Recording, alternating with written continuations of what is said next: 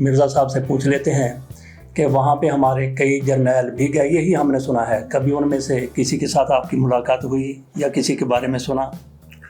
General Kiani साहब जो आपके retired army chief of army staff हैं, उनके बारे में वहाँ कुछ जो दोस्त हैं वो उनसे मिले भी हैं। तो वो बल्कि सिडनी में ही एक पोश एरिया है, वहाँ पर रहायश पजीर है। तो वो और भी कुछ चीज़ें सुनी हैं, लेकिन उसके बारे में तस्दीक नहीं कर सकता कि उनके कुछ आइलैंड के हवाले से या इस तरह से। लेकिन वहाँ रहने के हवाले से कम अज़ कम मुझे पता है वो वहीं रहते हैं। वो कितना ज़्यादा पोश इलाका है? वो जो एरिया है वो हम जैसे लोगों की पहुंच से बहुत दूर है। अच्छा।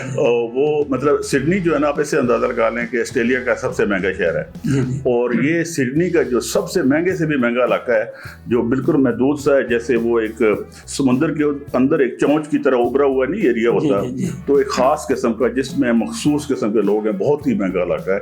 तो वहीं पर उनका घर है। जी जी, जिस तरह से दुबई में मेरा ख्याल पाम आइलैंड है, इस टाइप का ही है, लेकिन आइलैंड नहीं है, लेकिन वह है वो वाटर फ्रंट पे है। अच्छा जी।